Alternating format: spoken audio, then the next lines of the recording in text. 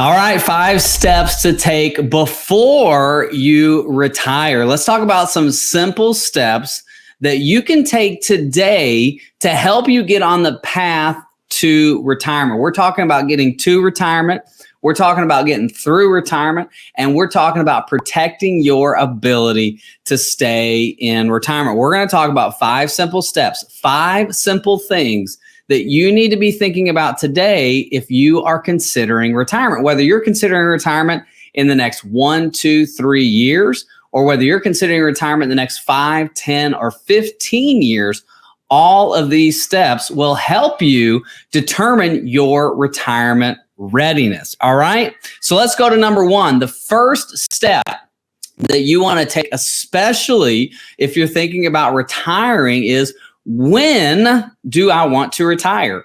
When do I want to retire? That's like the biggest question you could ask yourself, especially if you're thinking about retiring soon. You don't want to be thinking, you know what, I think I might retire at the end of the year. You want it to be, okay, when am I going to retire? What's the plan for retirement? Let me show you and how we look at this within the EKG. This is John and Pam Cripps, and we're thinking, okay, what's our projected retirement date? Because when you plan on retiring will determine where you're going to take your income from, when you're going to collect your Social Security, what's the most optimal time for you to collect your Social Security? What about taxes? Rule of 55. Are you under the age of 59 and a half? Are you over?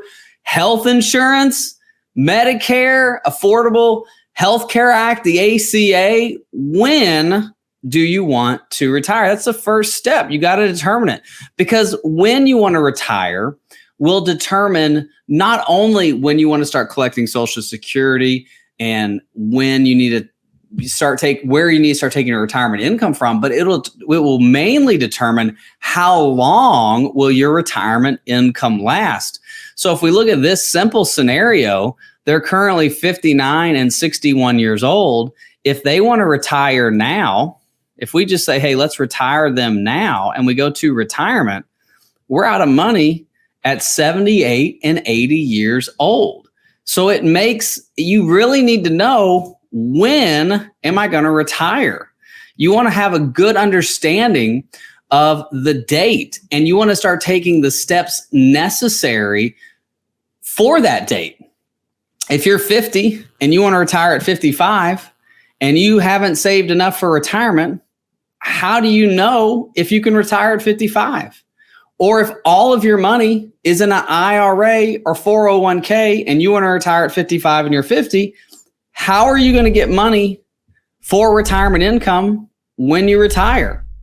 So you have to really start thinking about the date you want to retire and start positioning not only your investments, not only your mindset, but you want to start positioning everything in your financial life, your estate, your taxes around that date. When do you want to retire? That is the main question, or the first step in asking yourself the 5 steps before I retire. That's the main question you need to be asking yourselves. When do you want to retire? First, let's get a comment real quick here. Jesse Wickline, sir, man, don't call me sir. That's nice though, but I'm still young. My sir's my dad. Let's just say, Drew, are you a fiduciary 100% of the time with all due respect? I am a fiduciary. That's how we're licensed. I have a Series 65, which is a fee-based license, which means I am a fiduciary. So 5 simple steps to take before you retire. When do you want to retire? That's the first thing. The second thing you want to ask yourself is, what about expenses? What are my expenses going to be in retirement? Based on my expenses, then we can start determining where's the income going to come from to pay for those expenses. Let me show you how that looks within the EKG. So here we go. So here's expenses. So John and Pam Cripps, when we're doing a conversation, I'll say, well, how much do you have in monthly expenses? And a lot of times people will just tell me numbers. They'll just say, well, I have $7,000 in monthly expenses. So I'm looking at this and I'll say, okay, John and Pam, you've got $7,000 in monthly expenses. how much of that monthly expense is inflationary, and then how much of that monthly expense is fixed? Because a lot of times people don't consider fixed versus variable expenses now and in retirement. And I'll explain what I mean by that. So if we just use a current monthly expense of $7,000, we just plug that in. So if you're using some kind of financial software, an Excel spreadsheet, you take your expenses, you just plug it in, you say, I'm gonna put $7,000 in, I'm gonna give an inflation rate on it. So that we use an inflation rate of 3.27%. The reason we do that is the 109-year average. So again, obviously in 2021 and 2022, it's been a higher inflationary rate than what it's been, previously. But what we're trying to say is, what's it going to be over the long term? It's probably not going to average 2.63 over the next 10 years because interest rates are going to go up. But what's it going to do over the long term? So when a client says, oh, I have $7,000, I'll say, well, break that down for me. Break it down in your mortgage, your fund, your vacation, your cable bill, whatever your bills might be. Break that down so I have a good understanding of exactly what your expenses are. Because if you look at this, remember, this is John and Pam Cripps. If we retire them, let's just go ahead and retire them real quick. We go to expenses. They have $7,000 in monthly expenses. Go to retirement. They're out of money at 78 and 80. Now you can see we've got some travel cash flows in here. We've got some net monthly income. We've got some expenses here. Let's go back to cash flows real quick here. Let's take out, I want to take out some of these cash flows. Bingo. There we go. Now we'll go to retirement. So 75 and 77, because we've talked about some part-time work. I want to pull that out a little bit here. We'll get back into that. But when we're thinking about expenses, $7,000 is what they've told me. But then I go, okay, guys, let's break it down. Let's do an advanced expense report. So remember, remember some numbers for me real quick, okay? $7,000 in expenses, 3.27% is our inflation rate. Now, we send an advanced expense report to John and Pam. And I say, hey guys, fill this out for me. Not because I care how you spend your money. I don't care if you go to Starbucks. I don't care if you have a gym membership, whatever, that's fine. I like Starbucks and I like to lift weights. So it doesn't matter to me how you spend your money. What we're looking at is, do you save more than you spend? That's the main thing, right? But when we look at their expenses, now I'm able to say, okay, we've got a mortgage of $2,500. Well, that mortgage has 0% inflation on it, and it's actually going to end in 20 years. So now we can go, okay, so it's going to end in the year 2043. And we have $3,000 in baseline expenses. That's like food, utility bills, anything, right? There's just like the baseline. Like if we're not going on vacation, we just staying at home. We've got our mortgage and our baseline. And then we have fun of $1,500 a month. Okay. And that's going to end in 2043 as well. We're looking 20 years from now. So there's 60. We're going to say at 80, we're going to kind of pull this back. Now, obviously we'd like to continue it, but let's just say at 80, we're not going to be spending $1,500 a month on travel and having fun. So now we look at this and we go, oh, wait, remember what I told you to remember? $7,000 in monthly expenses. Look at inflation, 2.10% on their expenses. So John says it's not going to average 2% over the next 6 years. You think the Fed will fail its goal? John, I'm not saying the Fed's going to fail. I don't know if that was a sarcastic comment or not. John, I can't tell in a comment section. But I think that inflation will probably be higher than 2% over the next 10 years. Not saying it's going to run at 6 and 7%, but I think it'll be higher than 2%. I think there's a lot of factors out there, and this is not an economics course or an economics live stream. If you want something like that, there's a lot of great economic people out there, but I think there's a lot of extenuating circumstances like baby boomers retiring, not enough individuals to fill the workforce, which means we're going to have more job openings for the next 10 years than we have people that can actually fill those openings. And now you've got AI and things like that are taking jobs. So I think you're going to have this inflation that's sticky that we can't get rid of. Not at 7, but more like 3, 4, and 5. So Yes, I do think inflation will be higher. But again, that's just me being more conservative as a planner. So again, expenses. So $7,000 in expenses. It's the same as what they originally told me. But now that we've broken it down, it's 2%. 2.1% is their inflation rate on their expenses versus just saying, hey, let's just look at it on a holistic scale. Now, let's show you something. Here's retirement, 75 and 77 on their expenses. But if we break it down, now let's look at their retirement. Look at that. They got $1.5 million at 100. So here's the thing that's scary. When you do financial planning, if you're using a free software tool, which I'm not against, New Retirement Capital, Personal Capital, whatever, I'm not against any of those. But you've got to be real careful. Because when I say, oh yeah, they've got $7,000 in expenses, how is that broken down? When are those numbers going to end? What's the inflation on that? And so when you look at these numbers, if I just plug it in like this and I show it to the client, they're going to be out of money at 75 and 77. And I'm going to be like, man, you guys are SOL. We've got to work part-time. We've got to do some other things. But when we break it down per expense and we actually dig into the nitty gritty, they're doing okay. Fast Eddie says they need to spend more. Yeah, they probably should spend a little bit more. And that's okay. I would rather be in a situation where we have to spend more money, or not have to, want to spend more money than don't. So when we're thinking about 5 steps to take before you retire, number 1 was, when do you want to retire? We have to determine, when do we want to retire? And we're going to come back to that on the last step, because we're going to talk about Social Security. We're going to talk about income. We're going to talk about Rule of 55, 72 Ts, and things like that. When do you want to retire? The second question, or the second step you want to be taking is, what are my expenses going to be in retirement? Inflation versus fixed. What does that do to our plan? And it's really important. I'm telling you guys, it's really, really important to understand how much your expenses are and what are the variable inflation rates on that. Because if you look at a financial plan, again, John and Pam, we have $7,000 in expenses. Okay, you're out of money at 75 and 77. That sounds really bad compared to, hey, John and Pam, let's break this down. Okay, you've got a mortgage of $2,500. Well, that's ending in 20 years. Great. Boom.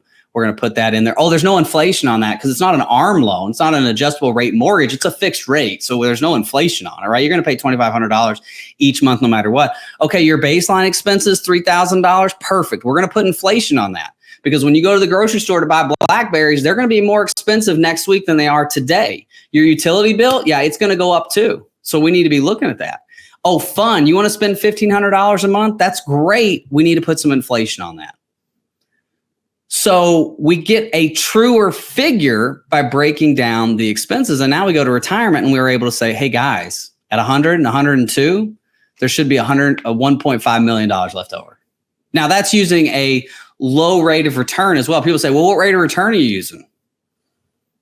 I'm using a really low rate of return for them. 5% on assets, 4 and 1. So if you look at their portfolio weighted average, it's actually 4.2%.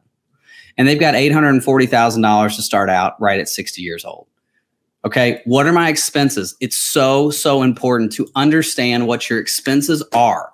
Are they variable? Are they fixed? When do they end? Because if you can put those expenses and break them down like that, I just worked with a gentleman. He was leaving his stressful job. I did this live stream, I think it was last week or 2 weeks ago. He was leaving his job and we took his expenses and we broke them down. He had a really good track of his expenses. He understood how much he was spending. He was able, or he is able to, when he wants to do it, he hasn't done it yet, but he's able to leave his stressful job and he's actually able to do his what he calls his gig work, which is he plays music. He's a musician. So he can leave his stressful job, become a musician and get income from that because we broke down his expenses and we knew exactly when these were going to end, what the inflation rate was, and how much money he had to make making music, which is a side hustle, in order for him to quit his stressful job at 50. I think he's 51 actually, and to get to Social Security at 62. And we just did the bridge there. He can go as long as he wants playing music. So that's why it's so important for you to make sure when you're building out a financial plan, we call it a financial EKG. It's a detailed financial plan to give you confidence going into retirement. You want to know, what's my inflation on my expenses? Are any of these expenses going to end? Because you might have miscalculated info in your retirement plan, and you might be thinking, well, gosh, I got to work till I'm 65. But in reality, that's not the case because you haven't looked at it detailed. Listen, if you want a financial EKG with me, all the information is below and we can talk more about that. John says, not sarcastic, just that we know that that is the goal. True, the Fed's goal is 2% inflation, John. I don't know if they're going to hit that. I doubt it. I think it's going to be a quirky and precarious economy for the time being. Okay, so steps to take before you retire. When do you want to retire? What are your expenses going to be in retirement? And let's talk about something real fun. Okay, I put this at number 3 because this is something that people don't like to talk about. But let's talk about healthcare and let's talk about long-term care. And just for you, Fast Daddy, if you're still on here, best dad ever. I know you think you are. I'm telling you, I am. Okay, healthcare and long-term care. Let's talk about it. Now, healthcare cost. Let me pull up a really good chart for you guys. Where's that? Here it is. So let me show you this. Okay, this is, you can actually go to this website. This is Genworth.com, Aging and You. Just type in Genworth to Google, Aging and You. Cost of care survey, it'll pull up. What I love about this, and this is from 2021, so it's not updated obviously for now, but we can get pretty darn close to what expenses will be right now.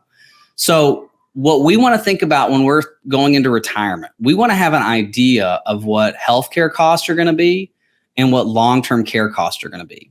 Now, I'm not trying to sell you health insurance. I'm not trying to sell you a long-term care policy. I'm not trying to sell you a life insurance policy with long-term care benefits. What I'm trying to tell you is you want to have a plan for your long-term care and your health care.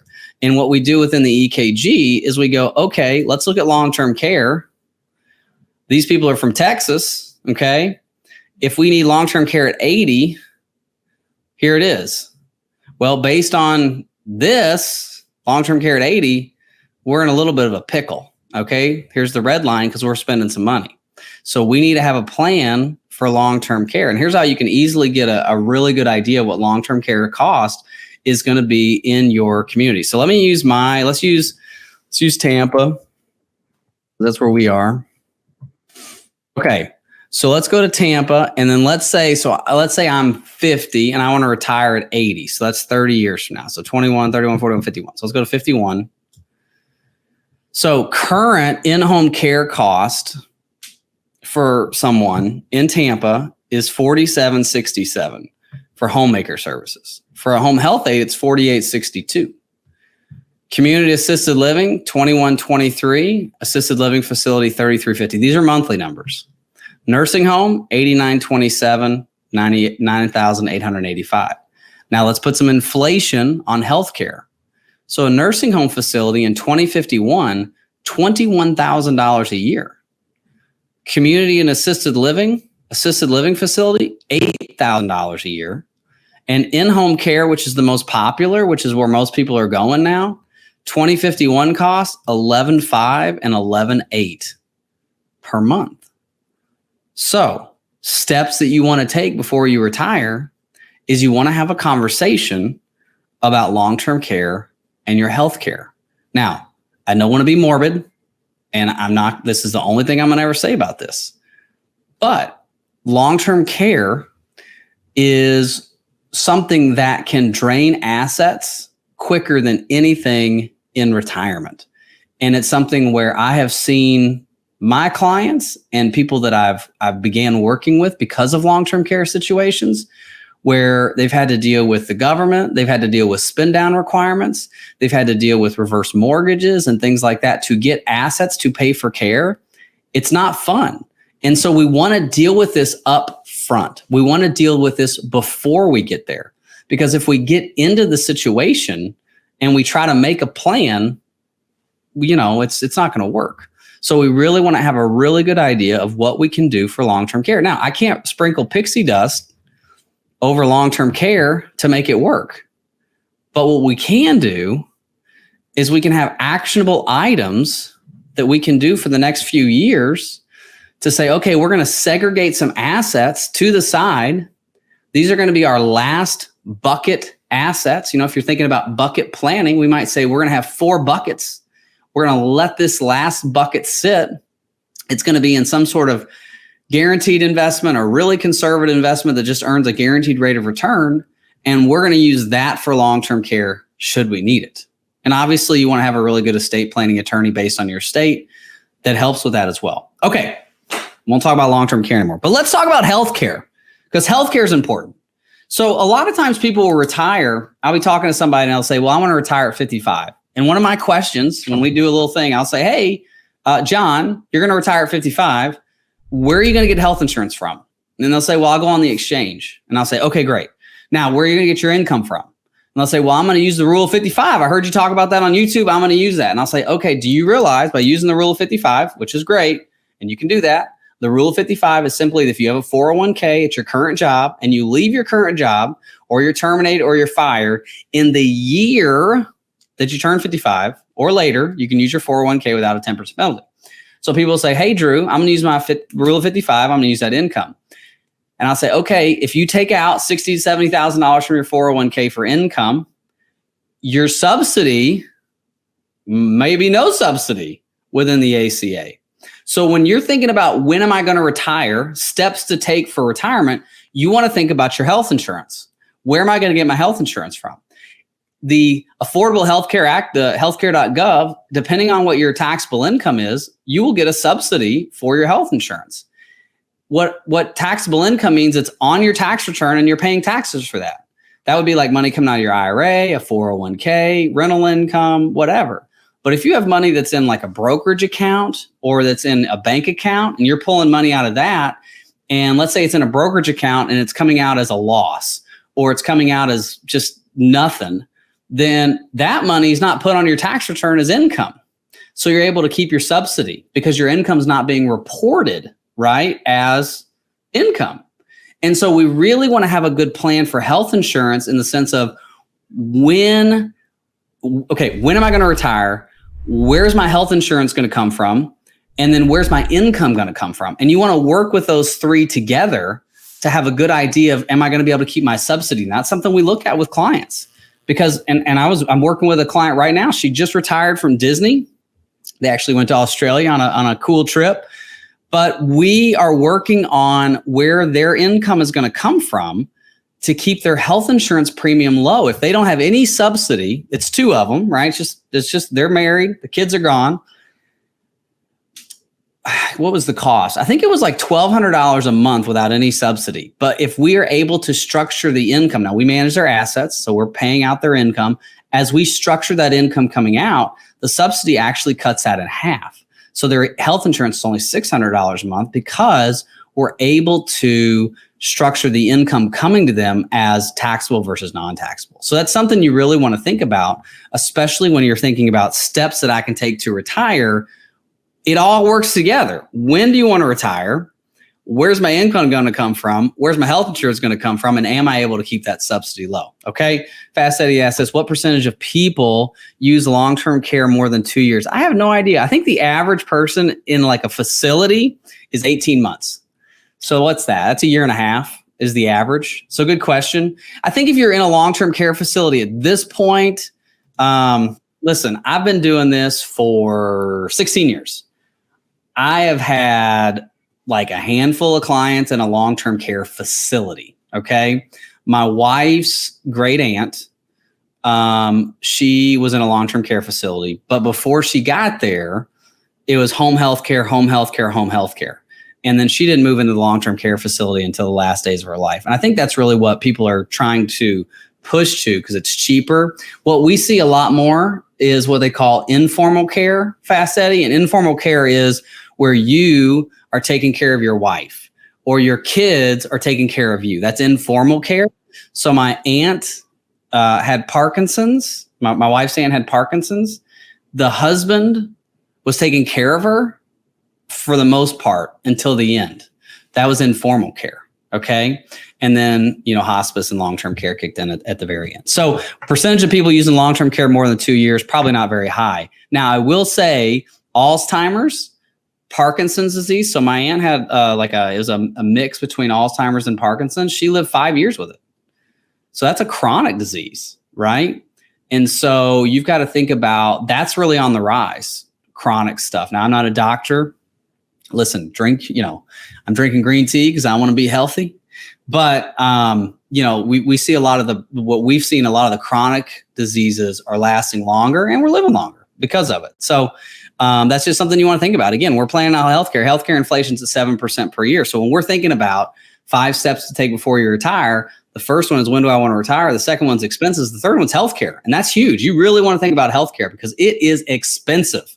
And it could be a asset drainer in retirement. Okay, so number 4, 5 steps to take before you retire. How much do you need to retire? It's a good question, right? Like, how much money do you need to retire?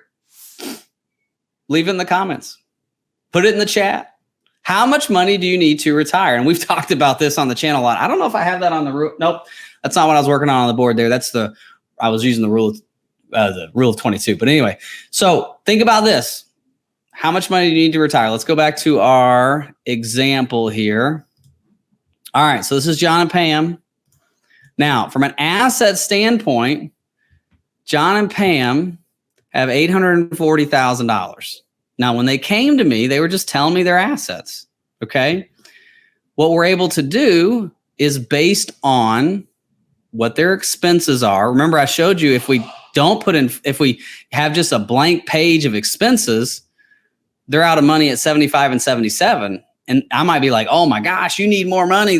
You got to have a lot more. When in reality, we break it down, they don't need that. And so when you ask the question, how much money do you need to retire? It's not just, I like to use the 25X rule a lot. The 25X rule is really simple. You take your expenses that you're going to need in retirement, you multiply that by 25. That will give you how much money you kind of need before you retire. I like to use your income in there too. Take 25, multiply by your income and like your current income, and that'll give you a higher figure than your expenses. So let me show you what I mean by that. Let me pull up. So let's think about the 25X rule. Remember, we're talking about how much money do we need to retire. So one of the steps before you retire, you need to make sure I know how much I have. Can I retire with the amount of money I've got? John says, I want 1.2 million at 64, but 1.1 would be doable. First Shot says, my goal is 2 million, but I can probably make it work with 1.5. Fast Eddie says 2 million for me and my wife. Listen, guys, go get it. Go and get it. But if you look at my last video that I did recently, let's see if I can find it here real quick for you guys. Videos. Look at this. Can I retire at 62 with $150,000 saved for retirement? This came out Monday. That's a good looking dude right there, isn't it? This is something to check out because I love the comments from John and First Shot and Fast Eddie, 2 million, 2 million, 1.2 million. But this is a real scenario, and we're talking about retiring with $150,000. So when you think about how much money do I need to retire, it might not be in the millions. You just want to have an idea. Like if we're saying, what are the steps that we need to take before we retire? How much do we need to retire? So let me go back to what I was talking about. 25X rule. So you can take your expenses and you can take your income. Now, everybody always comments when I say income, but let's use expenses first. So let's say your expenses in retirement are going to be $50,000. Okay, so $50,000 are your expenses in retirement. Let's multiply that by 25. So 50,000, multiply that by 25. That's $1.25 million. $1.2 million. So that's the 25X rule. You take your expenses that you need in retirement, multiply that by 25. It says you need $1.25 million to retire. Now, what the 25X rule is not taking into account is other forms of income that you might get, Social Securities, pensions, things like that, because those are worth a lot of money, right? So this is assuming like we don't need that. And I don't, you could check me on this, but I don't think this takes into account inflation on the 50,000. When I do the 25 extra, especially when I do it on the board, like when I'm doing it for you guys, I always add in extra money for inflation. That's just me. Okay. So again, that's why we're going to go to income here for a second. Let me show you this. So let's say your current income's 80,000. People are like, why are you using income? I'm not going to need $80,000 in income in retirement. I just want you to have a range, man. So 80,000 times 25 is 2 million. Meaning we need $2 million to retire if our salary is currently 80,000. Now the replacement ratio says that you can take 80% of this, and that's what you're going to need in retirement. New studies show 60% and even less. But what I want to show you is we just need a range. It just needs to be a range between here, because this, for me, doesn't include inflation. This would include inflation, and it gives us a buffer for things like long-term care, healthcare expenses, anything. So again, we're just trying to get a good range. Now, does that mean you need $1 million to retire today? No, I just showed you. Here's a couple. Can I retire at 62 with $150,000 saved for retirement? They had $150,000 saved for retirement. Now, your lifestyle might be a little different if you had $1 million versus $150,000, but that doesn't mean you can't retire. I've got a lot of clients who have $500,000 and less and retire, and they live very good lives and they enjoy their retirement. So you don't have to look at these. Here's the thing that I always try to, and this is me getting on my soapbox. A lot of financial advisors, a lot of financial companies, they stand on these things and they say, oh, you need $1 million. Used to be an old ING commercial, and ING, I think they got bought up by Voya, but they would sit on these park benches and they'd have these numbers across their head, and they'd say, that's my number. Like I need like 2.3 million, or I need 1.5 or whatever, without taking into account all the other stuff. Like, what if you're somebody who works really hard and you are never going to be able to save $1 million? Like, can you retire, or are you going to work until you're 70? Well, my goal is to help you retire. Now, you might not be able to retire at 51 or 55, but I want you to retire and enjoy life. If 2020 taught us anything, life is short. It's a vapor.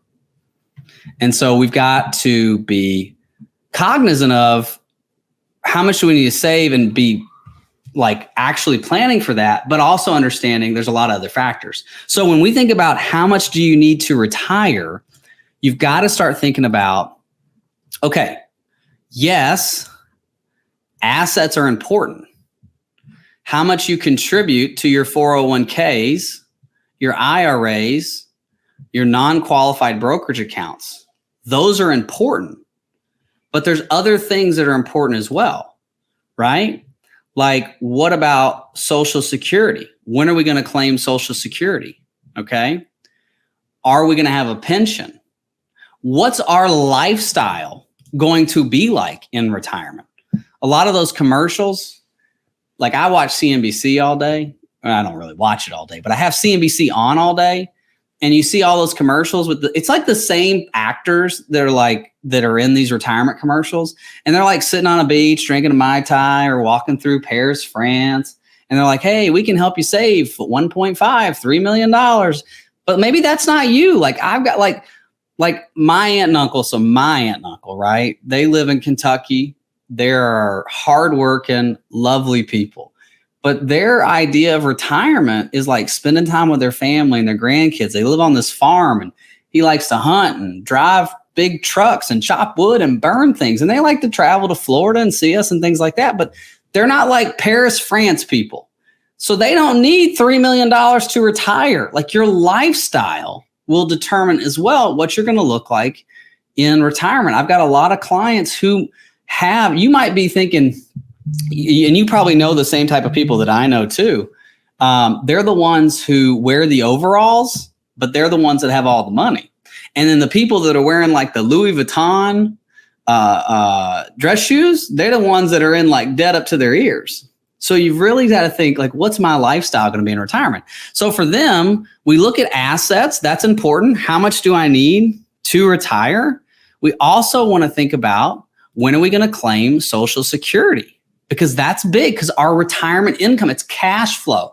cash flow. The reason people can retire earlier with less money is because they've created good cash flow, whether that's from a pension, Social Security, whether it's from their investments, whatever. And so when we're looking at Social Security, we're thinking, okay, when do we want to claim? So for them, their benefits at full retirement age, $3,359 and $2,700. So at 67, that's full retirement age. What if we claim earlier at 62? Then we're going to get a lesser benefit. Or if we wait till 70, we're going to get a higher benefit. That's really easy. Go to Social Security. You claim at 62, you get 70% of your full retirement benefit. If you wait till 70, well, this doesn't show 70. 67 is your 100%. At 70, it's 124% of your full retirement benefit. And you might be saying, Drew, I don't know how to calculate my Social Security. Well, log into SSA.gov, create an account. But if you don't want to do that, you can also go here. This is a Social Security retirement estimator. This is really good. Just do a quick calculator. And you could say, let's use 80,000. I like that example. We'll say $80,000. Enter your date of birth, June 15th, 1960. That's fine. And then we can do a calculator for what Social Security will be in today's dollars versus inflated dollars. Okay. So that's the video I was working on, was showing people the difference between today and inflated. And that'll come out here in a couple weeks. But in today's dollars, there's a quick benefit, just a quick calculator for you. Obviously it's not exact, but it's a quick calculator. This is what you'd get in Social Security at 67, 70, 62 and 10 months based on your age. Now, if you go back, we go to inflated dollars.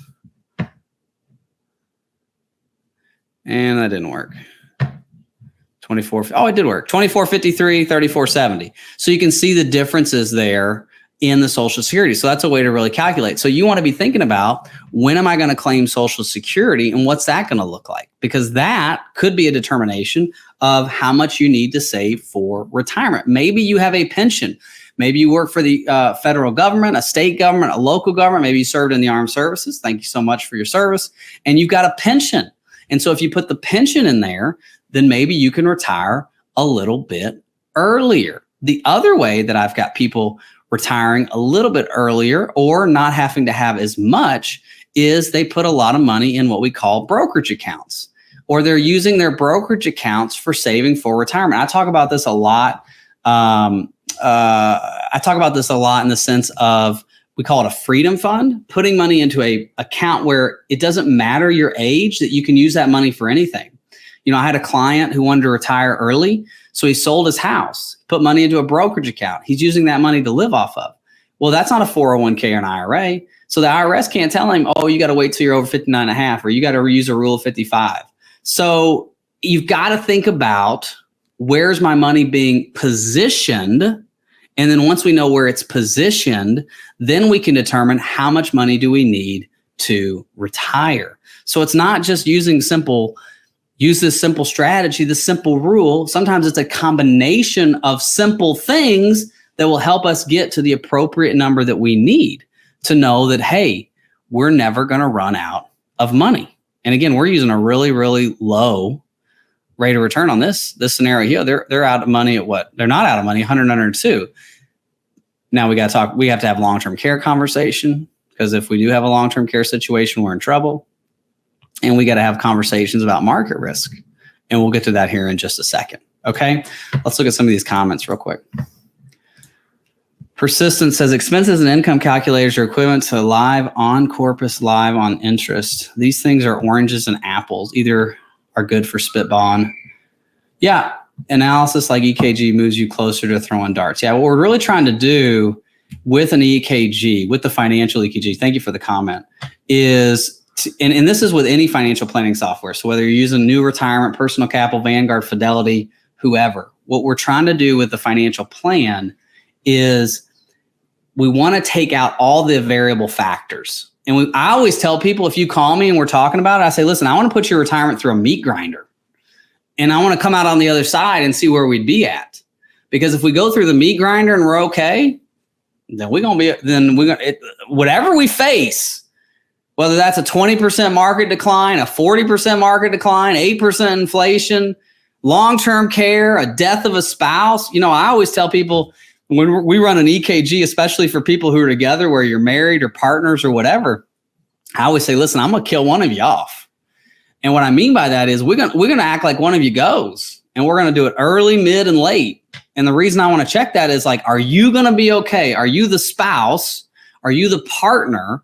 Are you going to be okay if your spouse or partner dies, income-wise, pension-wise, asset-wise? Are you going to stay where you're at? Where are you going to live? What's going on?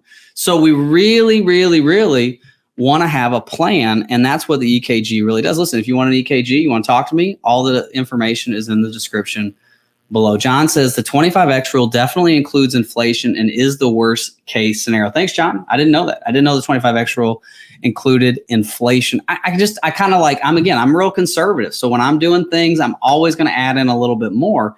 And sometimes that's, people like that about me and some people don't. I'm okay with that. I'm not going to promise you 8, 9, 10% growth because I don't think the market's going to do that over the long term. If it does, we're going to high five, we're going to chest bump, and we're going to say that's great. But we always want to be a little bit more conservative in our planning. So 5 steps to take before you retire. Number 1, when do you want to retire? Knowing that. What are my expenses going to be in retirement? Inflation versus fixed. Healthcare, long-term care, that's something big. Number 4 is how much do you need to retire? And number 5, and I said we would come back to this. This is from step number 1, but I brought it to number 5 as well. Where will your retirement income come from? Where's your retirement income going to come from? Because if you're under the age of 59 and a half, you have to be cognizant of the rules in order to get your income. If you're over the age of 62, you have to understand, when am I going to take Social Security? If you are under the age of 59 and a half or over the age of 60, you got to think about taxes on that income. A lot of times people say, well, I need $60,000 a year. And I'll say, gross or net? And they'll go, well, I need 60. And I'll say, okay, so you need $60,000 net. They'll say yes. And we'll talk about their assets. I'll say, well, everything you got's in a 401k, an IRA, and taxable. So we need to be taking out $6,000 more or more, maybe $12,000, right? So you really need $66,000 to $72,000 coming out of your investments annually, not 60. So taxes are big. Where will your retirement income come from? Where is it going to come from? So let's look at this scenario. Where is their retirement income going to come from? So here we go. We're retired. We're going to take Social Security at 67. Now we can easily adjust this if we want to. We can say, okay, 67 and 67. If we retire at 67, we've got $1.5 million at 100 and 102. And you can see this. So from 59 and 61, we're going to take income out of our portfolios until Social Security kicks on for Pam and then for John. So there they both are right there. Okay. Now the income coming out is less. Now, what if we take Social Security at 62? So what if we come back, we adjust this, and we take Social Security right away? Because a lot of times people will say, well, I want my money now. They're like J.G. Wentworth, right? It's my money. I want it now. So now we go back. And look, they actually have $300,000 less at 100 and 102. But what we've done is we've started taking that guaranteed income, right, from the Social Security earlier. So we've lessened the amount that comes out of our investments earlier. But because we're taking a lesser amount out of Social Security and because of inflation on our investments, it just causes us to have less money. Again, I'm looking at this at 100, 102. Let's go to like 90. We got 805. Right, at 90 versus 90, 90 and 92. So I would say if we got to 90, 92 with $800,000, we'd be okay, right? So where's your retirement income going to come from? So for them, we're talking about Social Security. Let's move this back up to 67 so I don't forget. Now we can also look at, if we go into their, I don't want to give you guys make you dizzy. Let's look at 2024. We can look and we say, okay, here's our investments coming out on a monthly basis, or here's the income coming out on a monthly basis. So you see that how it's $90,000. So now we can go down here for taxes and we can look at their federal tax rate. It's actually 3.21%. Why is that? Well, their taxable income is only 40.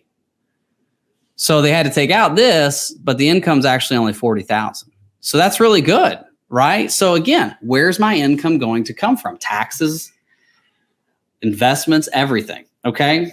Under 59 and a half, over 59. The other thing you want to think about too, if you're on Social Security, if you take Social Security early and you decide to work, like like, let's say you quit your job at 62, but then you're like, I really want to work.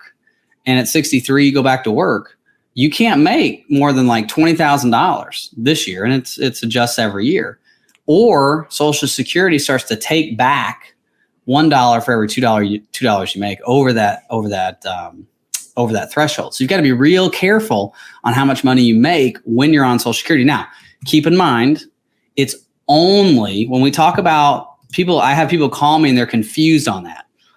If you claim Social Security under 67, under your full retirement age, and you have income from a rental property, you have income from an annuity, you have income from your IRA, you have income from an MLP, you have income that is not work related, that is not considered the kind of income that Social Security is looking at when it comes to clawing back some of your Social Security. It's only W-2 income or 1099, like self-employed or working at a job. If you're married and one of your partners takes Social Security at 62 and the other person is working, that income doesn't matter. Social Security is not looking at the person that's working and not claiming Social Security. They're only looking at the Social Security from the person who is claiming Social Security and the working income that they're getting. Okay? So when you start taking income for retirement, you've got to think about, am I going to work after claiming Social Security? You also have to think about when you get to 65 and you're on Medicare, which is awesome. Hopefully it's there for us when we get there. Medicare has what they call IRMAA taxes, which in your Social Security check, you have to pay for your Medicare Part A. It's a premium. It comes out of your Social Security no matter what you do. It's like $140. Maybe it's a little more than that. Somewhere around there. I'll say $150 a month. That increases and decreases, actually decreased this year. That increases and decreases with CPI and the cost of healthcare and things like that. If you make a certain amount of income, now your IRMAA taxes, the money that comes out for your Part A with Medicare, can go up. It can increase based on any form of taxable income, not just working income. Okay? So if you're 65, you're on Social Security, you're on Medicare, and you're taking Part A, and you start doing Roth, I see this a lot with like bad financial planning. And I don't say bad financial planning very often, but I'll have clients that'll come to me and they'll go, oh, Drew, I just paid all these taxes, and then my Social Security, my IRMAA tax, my Medicare premium went up. What happened? And I'll say, well, let me see your tax return. And I look at their tax return and I go, you have an IRA distribution of $50,000. It's not taxable, or it's taxable. What are you doing here? Are you using this money? They're like, no, that's a Roth conversion. And I'll go, do you realize that $50,000 plus your Social Security plus the money you need to live off of that's taxable is causing your IRMAA taxes to go up?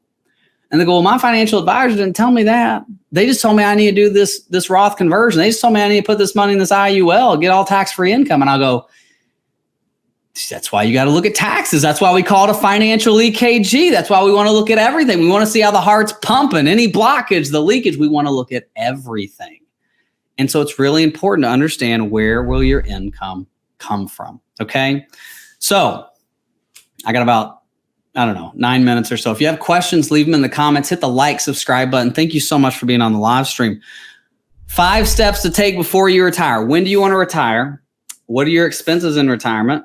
Healthcare and long-term care. How much do you need to retire? And where will your retirement income come from? Okay, where's your retirement income going to come from? So last but not least, let's look at this scenario and let's look at a market analysis real quick. So when we're thinking about when you want to retire, the last thing we want to do is we want to say, okay, let's think about Monte Carlo scenarios, which is just a fancy word for saying, let's look at randomized rates of return on your portfolio, on your income, and let's see how you're going to do. Now, a Monte Carlo scenario is great, but what I don't like about a Monte Carlo scenario is it doesn't allow you a visualization into each scenario. It just does like 1,000 and it says, hey, you've got an 80% chance of da-da-da or a 50% chance. And I'm like, listen, if I'm on an airplane, I want more than a 50% chance, right? So when we look at this, we say, okay, let's look at the Monte Carlo. Let's generate some randomized rates of return and see what that's going to do to John and Pam's portfolio. So 2023 down 11, 2024 down 9, 2025 down 15, 2026 down 9. So these are just random. We can set the parameters, whatever we want, but these are random. Now we look at this and we say, okay, here's an increment analysis. See, our projected rate of return is 4.8%. So we're saying, all right, at 4.8% is what we're running our scenario at, but we're going to use some randomized rates of return. And in this case, 67 and 69, that's tough. Look at that. So that's something we got to talk about. We got to say, hey guys, if we have a really bad market, we're not going to be able to retire, or we need to position our investments differently. We need to position our income differently. Here we go. Another randomized rate of return. And look at this. At 100, 102, we got plenty of money. So it's something that we want to dig into. Again, it's meat grinder. We want to look at what's the worst thing that can happen. Now, 1968, here's when last time we had inflation. Look at that. We're out at 74 and 76. So we've really got to be cognizant of all this. We've really got to understand, how long is our money going to last? And we want to look at that not just in market returns, but also in Monte Carlo scenarios and looking at all the other different factors in our retirement. John says having a 50% chance by Monte isn't the calculator's fault. It's the plan is risky. No, I agree. That's why I said I want to get into it individually, John. I want to look at it individually and say, if we can take care of all the other factors, when we want to claim Social Security, what about inflation? What about taxes? If we can get all of that in there, then we can go through the market scenarios, and that'll give us a good idea of where we're at. Okay, perfect. All right, guys, I got like one more minute, and then I am out of here. What's for lunch, Fast Eddie? I don't know, man. I don't know. I have to figure that out. I haven't eaten, so we'll get there. I got just tea right now. Just trying to stay healthy. Get my what are these? What's in here? Antioxidants. I had a terrible sinus infection over the last 2 weeks. It was not good. You'll hear it. I did a video with a sinus infection. It was pretty bad. The video was great, but the sinus infection, I sounded like I was, I don't know what I sounded like. I sounded like I was a guy going through puberty. I was squeaking. Hey, if you haven't watched our most recent video, check it out. Can I retire at 62 with $150,000 saved for retirement? Great video to watch, because it shows you that you don't need $1 million, $2 million, $3 million to retire. Listen, I am your biggest advocate to saving for retirement and retiring. And I do not believe that you need 7, 8 figures to retire. You can do it. The working man, don't listen to the news. People say the working man, working woman can't retire. You can do it, and we can help you do it. And if you want help with an EKG, in the description below is how you get in touch with me. Would love to help you. What we do, we create a financial plan. Based on that financial plan, that's how we say, okay, based on that, this is how your investments need to be situated. This is what we need to do for taxes. This is what we need to do for Social Security.